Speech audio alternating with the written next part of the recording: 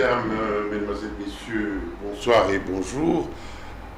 Le plaisir est le mien de vous présenter cette émission en compagnie de Monsieur l'abbé José Poundou. Monsieur l'abbé, bonsoir et bonjour. Bonsoir et bonjour, Jean-Pierre. Et de Monsieur Justin Magala, le juriste maison. Monsieur Justin Magala, bonsoir et bonjour. Bonsoir et bonjour.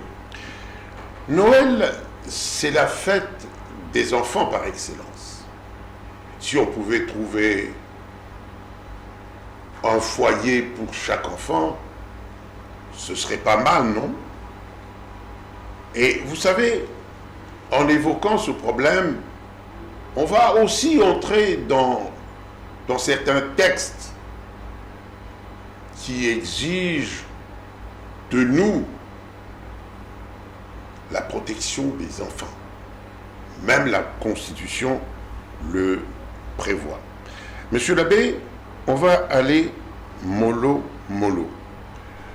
N'est-ce pas un doux rêve que de penser que à Noël, nous puissions souhaiter que chaque enfant, même ceux qui sont dans les rues de Kinshasa, dans les rues de nos villes, puissent avoir une famille.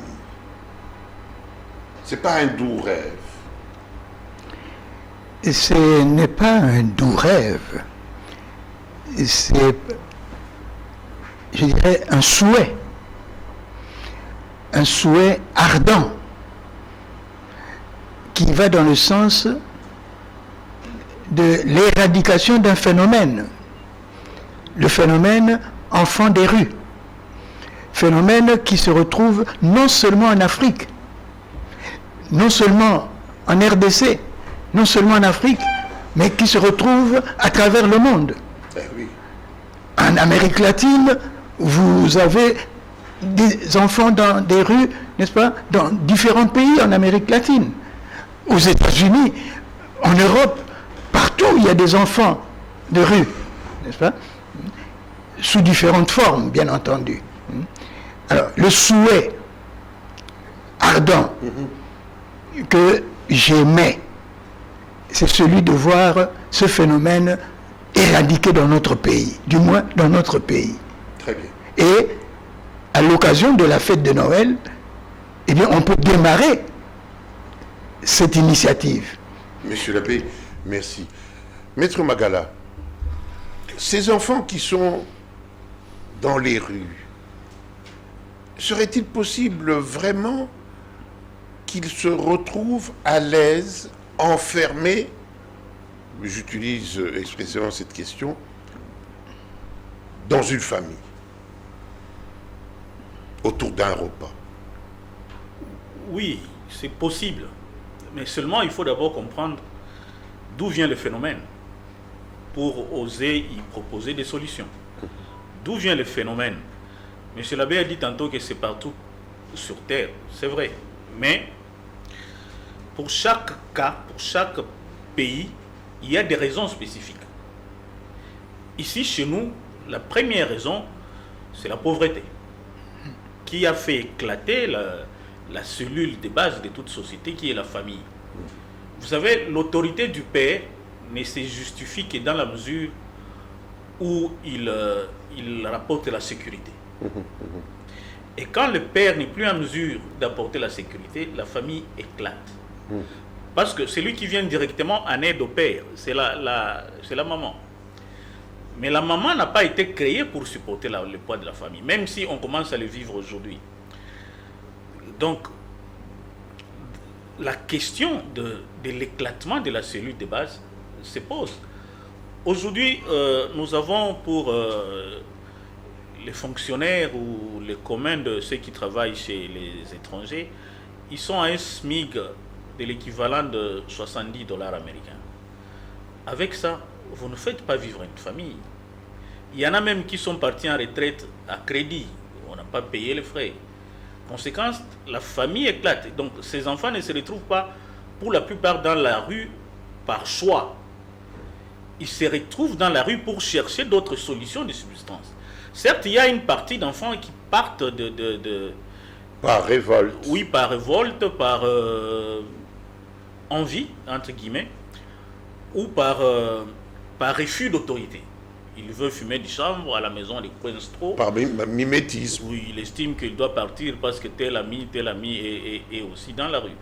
Donc, pour comment penser à résoudre ce problème et en arriver à un enfant, une famille, nous devons d'abord comprendre que c'est une obligation légale pour les parents et pour l'État d'assurer une famille à chaque enfant. Chaque enfant a le droit d'avoir une toiture sur sa tête. C'est une obligation légale. Et ne pas observer cette obligation est soumis à sanction. Donc, les parents ont l'obligation d'assurer un toit à leur progéniture.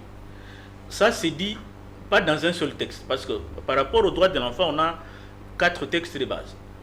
Nous avons la Convention internationale sur les droits de l'enfant de 89, nous avons la Constitution de 2006, nous avons la loi elle-même et nous avons le Code de la famille. Tous ces textes n'ont pas été pris au hasard. Et vous verrez que tous ces textes ont comme dénominateur commun l'intérêt supérieur de l'enfant.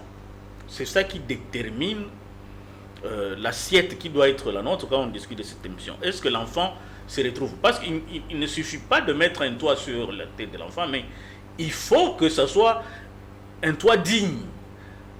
On ne garde pas les enfants sous le toit pour les martyriser. Donc, il faut que ce soit un toit digne. Et quand vous dites si c'est un doux rêve, quand vous demandez plutôt si c'est un doux rêve, je ne crois pas. Je crois qu'on a les moyens de donner à chaque enfant ou à la majorité des enfants quand même un toit. C'est possible de le faire. Je vous donne la parole tout de suite. Mais ça me semble contradictoire. Il y a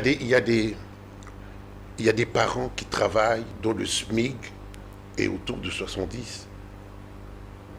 Mon cher ami, comment donner un toit à cet enfant qui vient de l'extérieur pour qu'il vienne mourir de faim?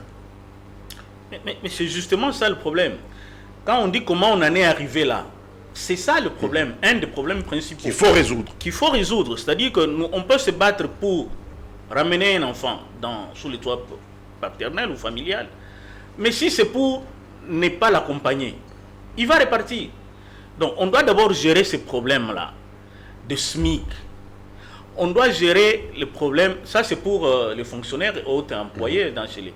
Vous savez, on a tout le temps les grèves chez le personnel des Indo-Pakistanais. Mais sans les blanchir. C'est ça la loi que nous avons, qui dit que quand on avait fait, je crois c'était sous le premier ministre Mouzito, je crois, je ne me rappelle pas très bien, on fixait les SMIC à l'équivalent de 5 $ américains par jour. À l'époque, c'était 7000 francs. Donc jusqu'aujourd'hui, on n'a pas changé, on n'a pas modifié. Donc j'ai suivi le ministre du Travail qui projetait qu'on passe à 14 000 francs, donc qu'on rentre à l'équivalent de 5 $. Mais entre-temps, on en est à 7 000 francs. Donc l'Indo-Pakistanais qui vient appliquer le même taux, il n'est pas en infraction parce que c'est le taux légal. Et nous, on n'a pas mis à jour. Bref, on est dans ce genre de conflits-là qui nous amènent à avoir des enfants qui cherchent la solution ailleurs que dans leur famille. Je vais vous donner un cas qui fait mal au cœur. J'étais, il y a plusieurs années, locataire à Bandal et mon bailleur était dans la maison juste derrière chez moi. Un jour qu'il faisait très chaud, j'étais à la fenêtre, j'observais vers 3 h du matin. Je vois sa fille de 17 ans revenir. Et son père est choqué. Comment vous rentrez à cette heure? Aux oies qui m'ont touté. Donc, c'est l'enfant là qui est obligé de se prostituer pour amener la pitance à la maison. Et ça, c'est un problème. Donc, c'est au lieu que le père soit c'est lui qui corrige l'enfant, oui. Mais le père attend la solution de l'enfant. C'est grave. Monsieur l'abbé, et pourtant, cet enfant, nous lui devons protection et les textes l'exigent. la loi numéro 09/001 du 10 janvier 2009 portant protection de l'enfant, dans son article 17, est claire.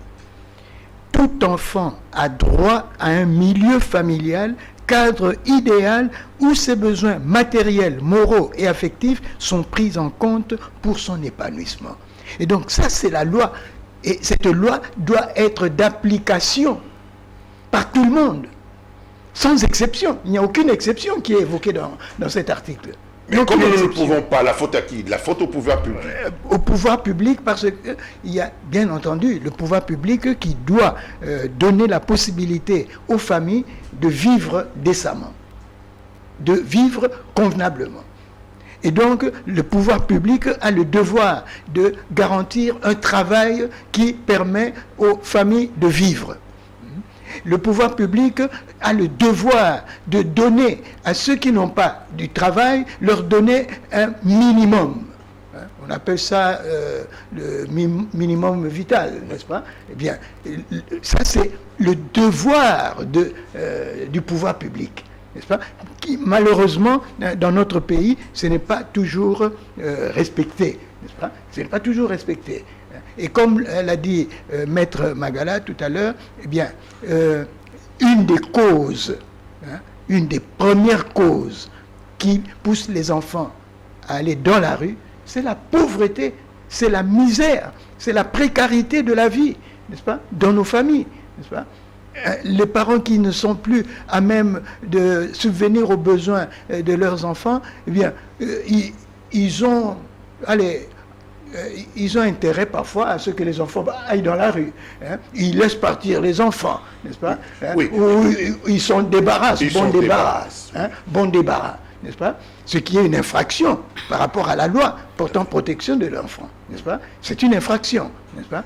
Mais qui n'est malheureusement pas sanctionné parce qu'il y a ce problème d'une organisation de la société qui ne permet pas à tous les parents d'avoir les moyens matériels, financiers, économiques suffisants pour prendre soin de leurs enfants et assurer à leurs enfants la satisfaction de leurs besoins matériels, de leurs besoins vitaux.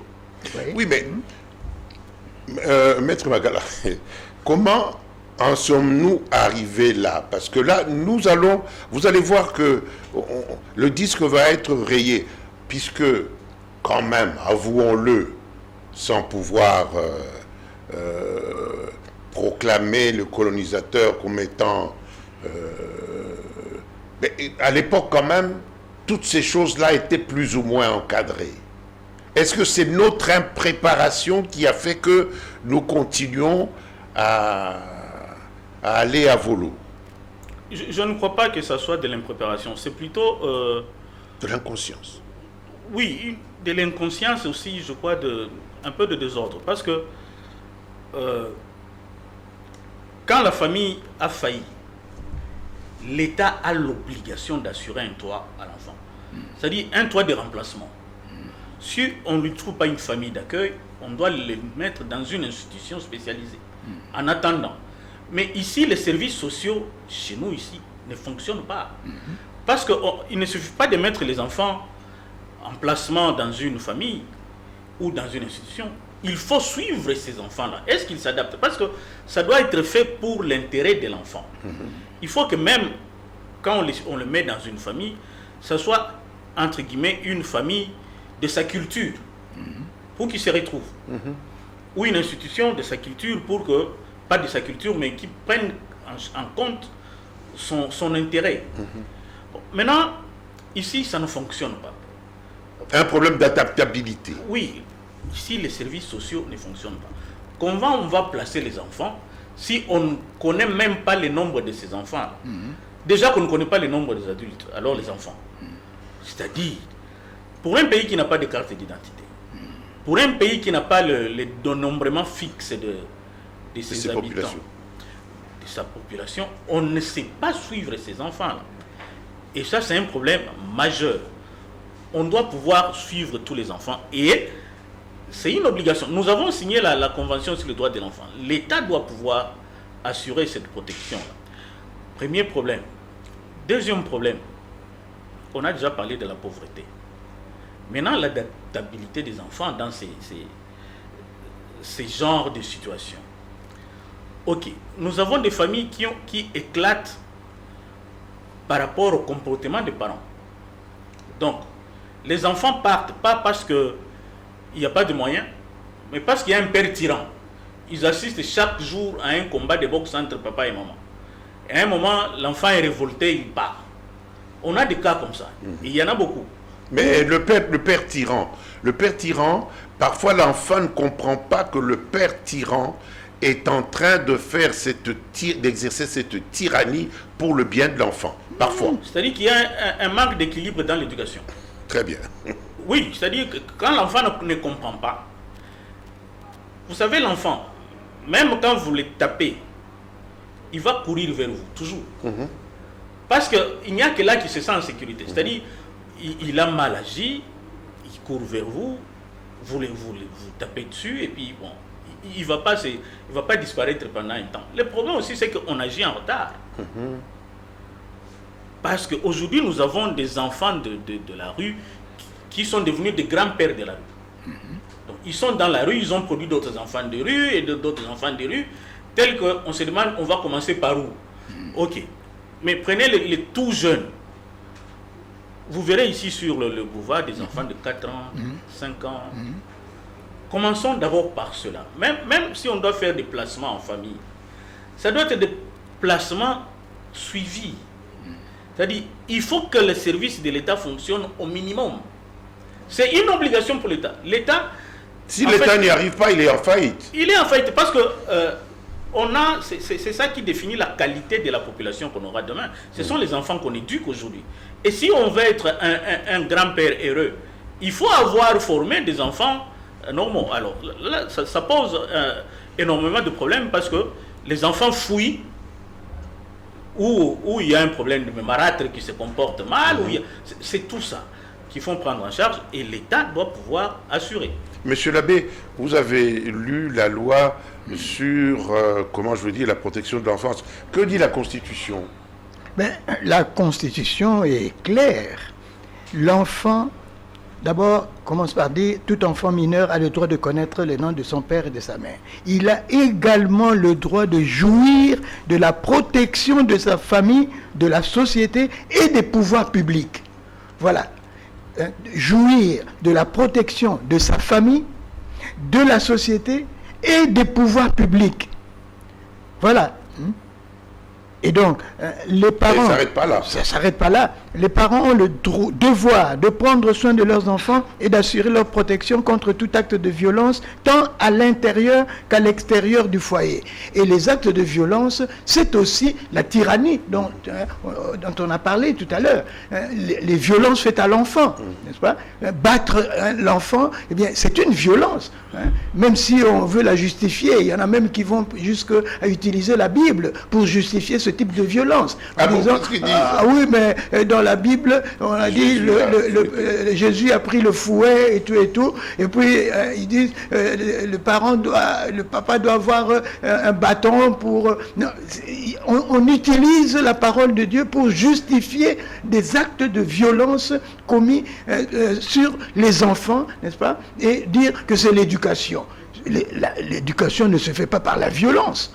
Du tout. Et ce n'est pas fini, monsieur l'abbé, je voudrais que vous alliez loin. Alors, parce que il est dit quelque chose de très important. L'abandon et la maltraitance des enfants, notamment la pédophilie, les abus sexuels, ainsi que l'accusation de sorcellerie, sont prohibés et punis par la loi. Très bien. On va s'arrêter un peu là. Parce que dans plusieurs petites... églises de réveil, c'est tout de suite, cet enfant est sorcier et tout ça. Bon, parfois c'est bon pour les parents pour cacher leur misère, et ils chassent l'enfant de la rue. Mais c'est punissable que de traiter un enfant de sorcier. Et la loi l'a prévu, Constitution. Non seulement la Constitution, mais la loi portant protection sur les enfants, en son article 100... 70, je crois, si je ne m'abuse, 160. 160. Hein, l'article 160 de la loi portant protection de l'enfant est clair là-dessus. Quiconque impute méchamment et publiquement à un enfant un fait précis qui est de nature à porter atteinte à son honneur et à sa dignité est puni de 2 à 12 mois de servitude pénale principale et d'une amende de 200 000 à 600 000 francs congolais. Et ça va plus loin. Alinéa 2, en cas d'accusation de sorcellerie à l'égard d'un enfant, l'auteur, et l'auteur, on ne précise pas, pour dire que c'est celui sous... Non, l'auteur. L'auteur, qui qu'il soit, l'auteur est puni de 1 à 3 ans de servitude pénale principale et d'une amende de 200 000 à 1 million de francs congolais. Alors là, je crois que les choses sont maintenant suffisamment claires. Donc, je voudrais poser la question aux téléspectateurs. Est-ce que vous le saviez? Quelqu'un qui vient déclarer votre enfant sorcier, est-ce que vous saviez qu'il était punissable? Eh bien, ce monsieur-là est punissable. Monsieur l'abbé, et s'il le justifiait? Difficile de justifier. C'est très difficile de justifier, tout simplement parce que les justifications que l'on donne sont des justifications a posteriori. Ce sont des justifications a posteriori. On va vous dire ce qui justifie, c'est regarde la couleur de ses yeux, regarde ses cheveux roux, regarde son ventre. En fait, c'est un enfant malnutri. Voilà, les indices, les symptômes d'un enfant malnutri, eh bien, sont considérés comme étant des signes de sorcellerie. Ou alors, c'est un enfant surdoué. N'est-ce pas? J'ai l'expérience personnelle d'avoir recueilli un enfant qu'on accusait d'être sorcier à l'âge de 6 ans, n'est-ce pas? Et quand j'ai recueilli cet enfant devant la porte de l'église où j'étais curé, n'est-ce pas? J'ai repris cet enfant, j'ai amené à la cure, j'ai vécu avec cet enfant pendant 2 ans dans la cure. Je n'ai rien vu de sorcier dans cet enfant. Mais j'ai vu que cet enfant était d'abord malnutri. La première chose que j'ai faite, c'est l'amener à l'hôpital et demander conseil pour, disons, résoudre ce problème, n'est-ce pas? Et deuxième chose que j'ai constatée, cet enfant souffrait de l'asthme. Et les crises d'asthme, n'est-ce pas, faisaient dire aux gens de sa famille qu'il était sorcier. Qu'il était sorcier. Cet enfant, sa mère est décédée, eh bien, on a dit, c'est lui qui a mangé sa mère. À 6 ans, il a mangé sa mère. Et j'ai posé la question à son oncle qui l'accusait de cela. J'ai dit, il a mangé sa mère il l'a préparé avec quelle sauce, n'est-ce pas? Avec quelle sauce, et à quel moment et de quelle manière il a mangé sa mère.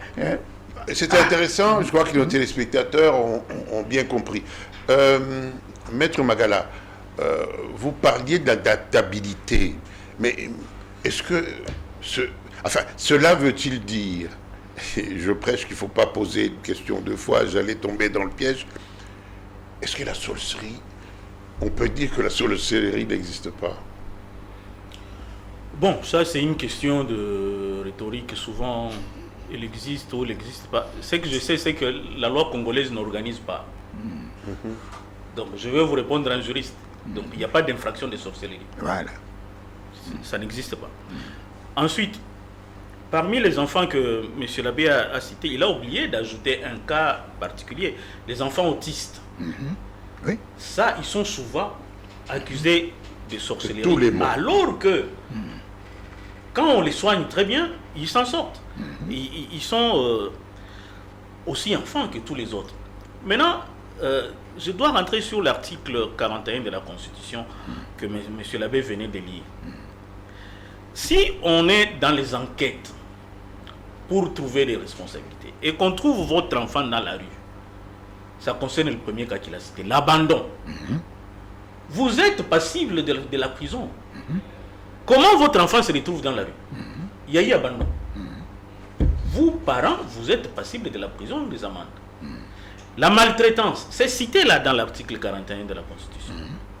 La maltraitance. Donc, Vous, depuis que l'enfant, on vous a dit que par votre pasteur ou quoi, que l'enfant est sorcier, c'est le bastonnade du matin au soir, c'est vous l'enfermez, vous ne donnez pas d'habits, vous ne donnez pas... L'enfant ne peut que fuir. Maintenant, il y a une grande question. Est-ce que les gens savent entre les mains de qui ils remettent leur spiritualité? Ça, c'est un problème sérieux. Il ne suffit pas de dormir, de faire un rêve, et le lendemain, on devient pasteur. Non. Parce que la loi organise comment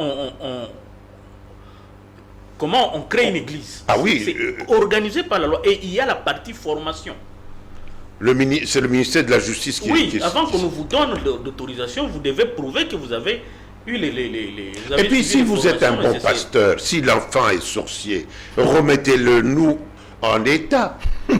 Oui, parce que c'est ça, vous les désensorceler, ou je ne sais pas comment on appelle ça. Au lieu de les jeter en pâture à la rue, il faut vraiment que là, les parents comprennent qu'ils sont passibles de prison pour abandon et pour maltraitance. Quand on retrouve vos enfants dans la rue. Maintenant, vous verrez que le même article de la Constitution met sur un pied d'égalité un certain nombre d'infractions. La pédophilie, l'accusation de sorcellerie, les abus sexuels. Ce sont des infractions qui viennent en premier ordre par rapport à la maltraitance des enfants. Donc, on doit savoir tout ça, que quand vous avez abandonné, vous avez maltraité, vous avez violé, vous êtes puni avec circonstances aggravantes. Ça, les gens doivent ça. Parce que les gens, ils se disent, l'enfant est parti, ah, Kenda Mongoto Salani. Mongoto Salani, vous serez arrêté. Mais c'est la conséquence aussi des enquêtes. Parce que comment on saura que c'est votre enfant? C'est tout ça. Donc, on doit remettre en place les systèmes de fonctionnement de ces services spéciaux. Ensuite, un autre lieu qui crée et connaît beaucoup d'enfants de la rue, c'est la prison et les cachots. On ne peut pas enfermer un enfant avec les adultes. Parce qu'au lieu de le corriger, vous l'enfoncez. Un enfant, si vous le mettez dans un amigo, entendez les petits cachots des parquets, ou vous l'envoyez à Makala sans que ça ne soit spécifié où il doit être gardé. Mais ce que l'enfant subit en premier, c'est les viols. Ensuite, il apprend de l'expérience de ce qu'il côtoie. C'est-à-dire... Le grand brigand. Oui, il en sort pire que comme il est entré. La loi organise ce qu'on appelle les établissements de garde et d'éducation de l'État. C'est là qu'on doit mettre les enfants en conflit avec la loi. On ne dit pas les enfants... comment on appelle? Non, même pas. Parce que les enfants ne sont pas appelés... comment on dit? Les termes m'a échappé. Ce sont des enfants en conflit avec la loi. Ce n'est pas que ce sont des gangsters de grands chemins pour avoir fait ceci. Un enfant qui a volé, je ne sais pas moi, 10 $ à la maison. Vous l'amenez, on le met au cachot. Bon, il est violé là-bas. Il ne va pas vous dire qu'il a été violé. Parce qu'il ne veut pas que son... Mais c'est le début. Parce qu'il a perdu, il a été déshonoré. Il n'a plus rien à protéger. C'est la vengeance qui... Donc il a quelque chose contre la société. Oui. Mais la faute principale revient et aux parents et aux juges. Parce que les juges l'ont mis dans un endroit qui n'est pas conforme. Les enfants le mettent dans des établissements de garde et d'éducation de l'État. Mais aujourd'hui, est-ce qu'on en a? On n'en a pas. Monsieur l'abbé. Et pourtant, hier, on en avait. Je voudrais évoquer ici mon expérience personnelle. J'étais encore aux humanités, en secondaire, lorsque j'ai connu ce qu'on appelait l'école des cadres des jeunes, qui faisait partie d'une ONG qu'on appelait à l'époque l'aide à l'enfance défavorisée, l'AED. L'AED a engendré l'école des cadres des jeunes, n'est-ce pas, qui formait des animateurs, des encadreurs pour les enfants du juge. On les appelait comme ça, les enfants du juge, n'est-ce pas? Et ces enfants, moi, j'ai eu l'occasion de vivre avec eux des colonies de vacances de 15 jours, n'est-ce pas? Et ces enfants se trouvaient où? Se trouvaient dans des établissements, n'est-ce pas? On avait à Mbetseke Fouti, il y avait un établissement. On avait à Madimba, il y avait un établissement. À l'intérieur de la prison de Makala, il y avait aussi un établissement qui était semblable à celui de Mbetseke et à celui de Madimba, n'est-ce pas? Tout ça a disparu. Tout ça a disparu. Et nous allions avec ces enfants en colonie de vacances, n'est-ce pas? Pendant 15 jours. Nous, on était aux écoles, à l'école secondaire, on était jeunes, et on s'occupait des plus jeunes que nous, des enfants.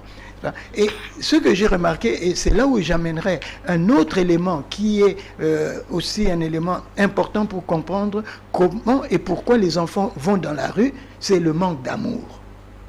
C'est le manque d'amour dans les familles. Les enfants ne se sentent pas aimés par leurs parents, n'est-ce pas?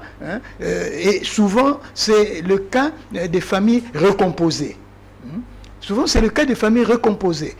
Papa a divorcé et il a épousé une autre qui est venue avec ses propres enfants, n'est-ce pas? Et les enfants du premier lit sont considérés comme des obstacles, n'est-ce pas, à l'épanouissement de leur relation. Vous voyez?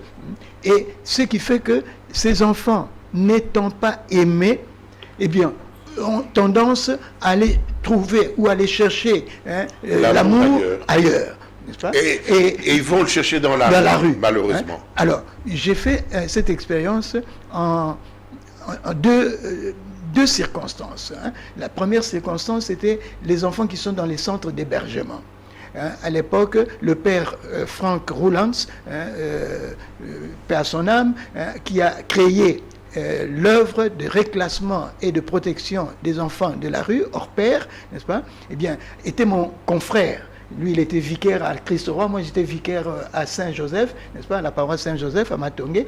Et quand il a commencé à accueillir les enfants et à les héberger, à leur donner ne fût-ce qu'un toit pour passer la nuit, n'est-ce pas, eh bien, nous avons été ensemble avec lui. Eh bien, j'ai eu l'occasion de parler avec ces enfants dans les centres d'hébergement, les maisons d'accueil que le père Franck a créées, n'est-ce pas? J'allais tous les mercredis après-midi causer avec ces enfants.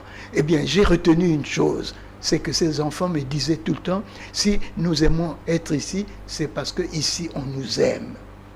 Et l'autre circonstance qui m'a permis de renforcer cette perception du problème des enfants de la rue, c'est l'enfant que moi-même j'ai recueilli. Cet enfant, je lui pose la question, mais pourquoi est-ce que tu te plais ici à la cure? Je vais t'emmener chez ton oncle, je vais te ramener chez ton oncle. Alors, il dit, non. Alors, il dit ça en lingala. Awa, bolinga kangai, bobonde la kangai. Donc, vous m'aimez et vous me cajolez. Voilà. Eh bien, j'ai été tellement frappé par cela que j'ai demandé à mon petit là de 6 ans, il avait 6 ans, je lui ai dit, eh bien nous irons à la radio Elikia pour que tu puisses dire ça. Et on a été à la radio Elikia au cours d'une émission où l'enfant a eu à exprimer cela. Je voulais que tout le monde entende que ce dont l'enfant a besoin, c'est de l'amour. L'enfant a besoin de se sentir aimé. L'enfant a besoin d'encadrement, d'un milieu familial où il se sent porté, où il a la chaleur humaine. Et j'ai vécu cette expérience de manière encore très forte lorsqu'on allait en colonie de vacances avec les enfants du juge, comme on les appelait à l'époque. Eh bien, à la fin des 2 semaines de colonie, le jour où on devait se séparer, mais c'était les pleurs. Non seulement du côté des enfants, mais aussi de notre côté, à nous les éducateurs. Parce qu'on a créé une telle relation qui est devenue familiale, qui est devenue conviviale, chaleureuse, qu'on a compris que ce dont les enfants ont le plus besoin et qui ne trouvent pas nécessairement dans leur milieu familial aujourd'hui, à cause de plusieurs éléments, plusieurs facteurs, n'est-ce pas, qui déterminent cela, eh bien, c'est l'amour, la chaleur humaine. Je vais vous poser une question. Votre confrère, s'il encadrait ses enfants, c'est parce qu'il était sans doute d'une famille assez aisée en Europe, on lui donnait de l'argent ou... Non, il a su créer ici à Kinshasa.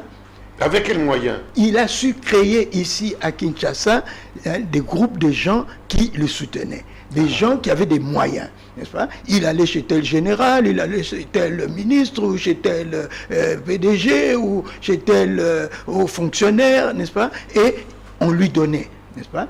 Il recevait bien sûr aussi de l'Europe, mais de l'Europe à partir de ses bienfaiteurs à lui, comme missionnaire, il avait des bienfaiteurs en Europe, la famille ou des bienfaiteurs de sa paroisse d'origine et tout, et il y a des structures, des organisations en Europe qui s'occupent un peu de ce genre de situations et donnent des subsides, n'est-ce pas, aux prêtres ou aux personnes qui s'occupent de ce genre d'enfants. Maître Magala, pourquoi au Congo on n'envisagerait pas, par exemple, de faciliter l'adoption des enfants comme ça? Sous d'autres cieux, on en a besoin pour les encadrer. J'ai l'impression qu'ici c'est assez difficile. C'est assez difficile, c'est normal parce qu'on n'a pas d'institution de transition. C'est-à-dire que quand on recueille un enfant, j'ai besoin d'adopter un enfant. Il y a toute une paperasse à remplir. Il y a des conditions que moi-même, d'abord, moi, la famille qui veut adopter, je dois remplir en termes de conditions d'accueil. Mais aussi, il ne faut pas que j'amène un enfant qui va désorganiser directement ma maison. Parce qu'il va trouver les autres, il ne faut pas que ce soit un barbare que j'amène. Donc, il faut une institution de transition où on a suivi l'enfant, on l'a éduqué, on l'a récupéré, en faire un enfant normal. Très bien. Qui n'a plus les réflexes de la rue. Donc, on sait, bon, il souffre de telles maladies. Parce que quand un enfant est dans l'établissement de garde et de protection de l'enfant, il continue sa scolarité. Alors, à partir de là, on peut adopter facilement un enfant parce qu'on les prend auprès des responsables, on sait suivre. Parce que l'enfant, même quand vous l'adoptez, vous devez faire tout pour que ils connaissent ses vrais parents. Alors, on ne peut pas prendre seulement un enfant dans la rue comme ça et l'amener à la maison. Non. Parce que... Ça, c'est du vol d'enfant.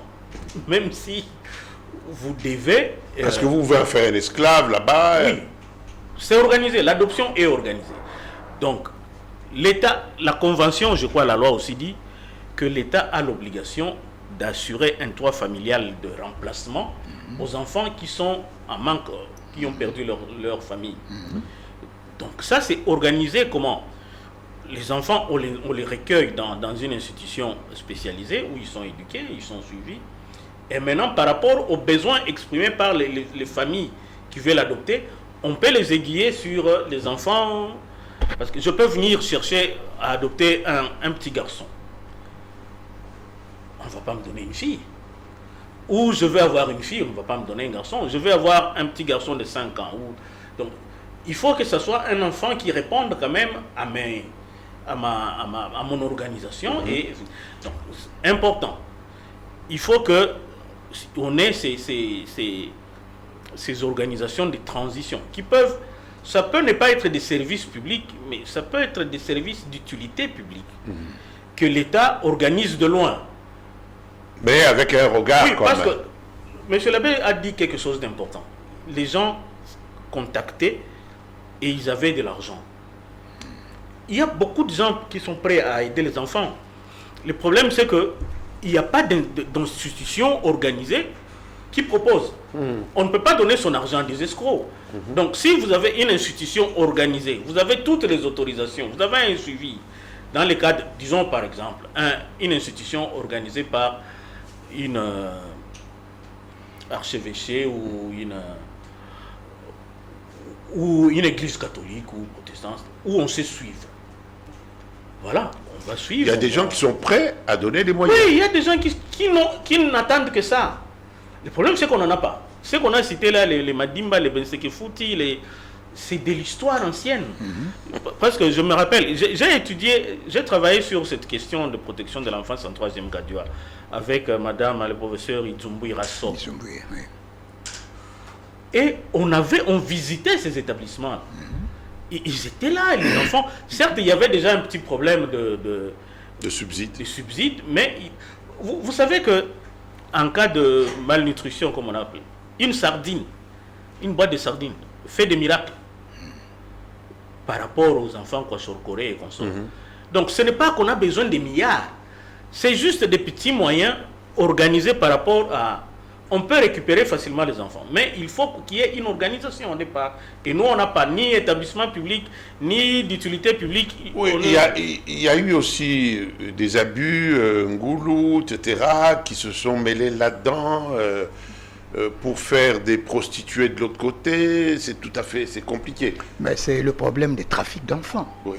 Hein, ce que tu évoques là, c'est punissable par la loi. La loi punit ce genre de personnes. Les pouvoirs publics ont l'obligation d'assurer la protection aux enfants en situation difficile et de déférer devant la justice les auteurs et les complices des actes de violence à l'égard des enfants. Or, le trafic des enfants, c'est un acte de violence à l'égard des enfants. Oui. Mais malheureusement, on a nettement l'impression que les pouvoirs publics sont absents. Ça, c'est l'impression que nous avons. Manque d'imagination. Les pouvoirs publics sont absents, n'est-ce pas? Et ce qui est plus grave, c'est que s'ils ne sont pas absents, eh bien, ils profitent des organisations ou des institutions qui s'occupent de ces enfants de la rue, n'est-ce pas? Et alors, vous verrez, les gens du ministère des Affaires sociales, au lieu d'organiser ces services de telle sorte qu'ils accompagnent les organisations qui s'occupent de l'hébergement et des centres de transition, comme on dit, non, ils profitent de cela. Ils profitent de cela pour leur propre poche, n'est-ce pas? Les organisations reçoivent des subsides, eh bien, doivent payer à ces gens-là quelque chose pour pouvoir continuer à œuvrer dans le milieu social ici. Ce qui est tout à fait déplorable. Ce qui est déplorable. Mais je crois que ce qui est important dans tout ce que nous sommes en train de nous dire, c'est comment amener les familles à récupérer les enfants, n'est-ce pas, ou à adopter des enfants, récupérer leurs enfants, ou adopter des enfants qui ne sont pas leurs enfants biologiques, n'est-ce pas? Eh bien, il faut commencer par lutter contre les causes.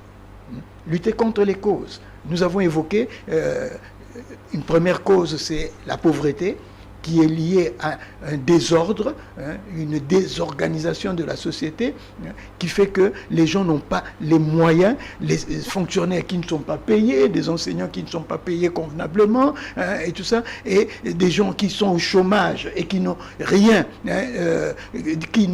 pour vivre, alors que ailleurs, quelqu'un est au chômage, il est pris en charge par l'État. Alors, monsieur l'abbé, on va chuter parce qu'il ne reste plus que 5 minutes.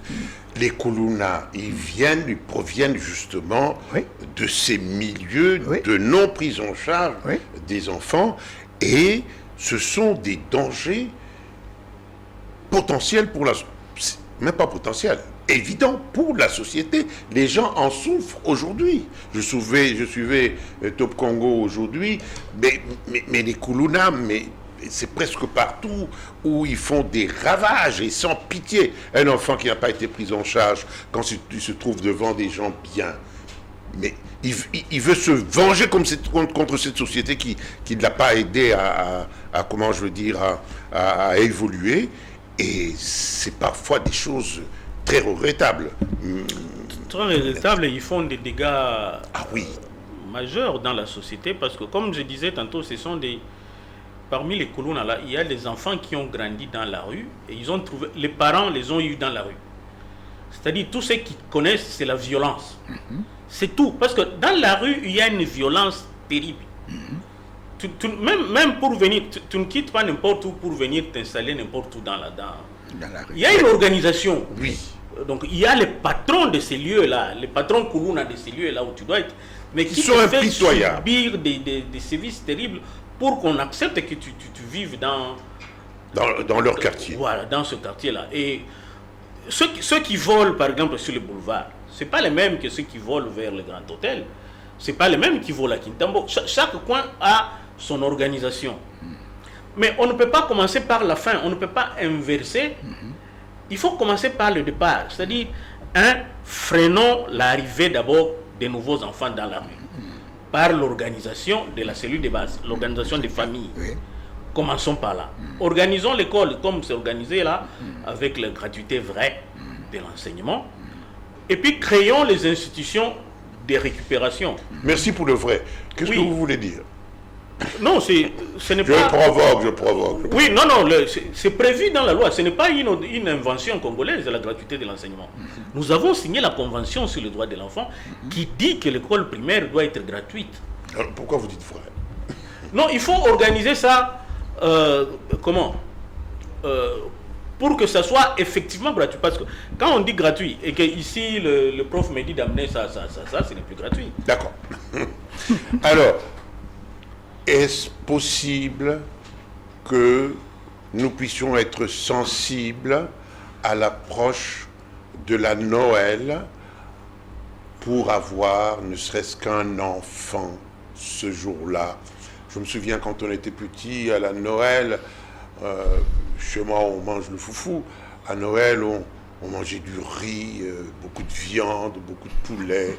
Est-ce possible de partager ce plat gentiment avec un ou deux enfants de la rue, ou organiser des repas pour encadrer ces enfants comme nous le faisons chaque année ici à Lumérica?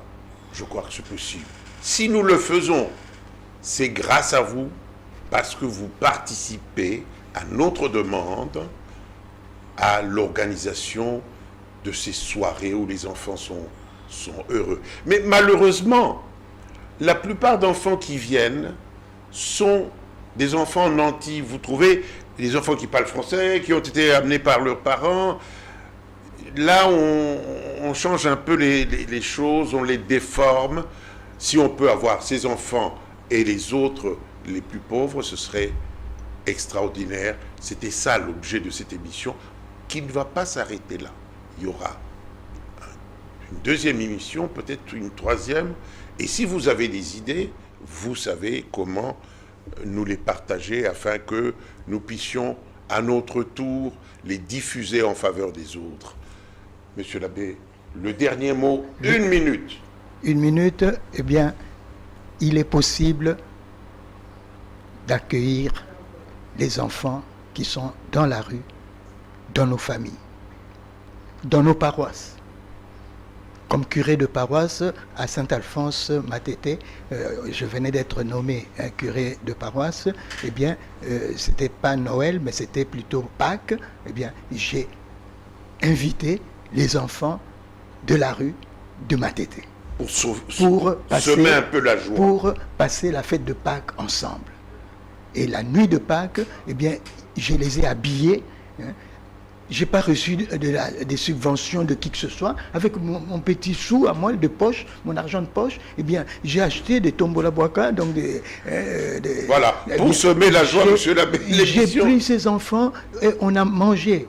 On a été à la messe et puis on a mangé. On a pris un petit repas et tout. Et finalement, je les ai gardés parce que je ne savais pas les renvoyer après cette... On a oublié une grande catégorie. Voilà. Ce sont les enfants aussi victimes de la guerre. Oui. La guerre a fait beaucoup d'enfants. Oui. Nous y reviendrons au cours de notre prochaine émission. Mesdames, Mesdemoiselles, Messieurs, j'espère que nous avons partagé cette sensibilité. En fait, la conscience ne devrait pas nous laisser tranquilles, elle devrait nous torturer afin que nous puissions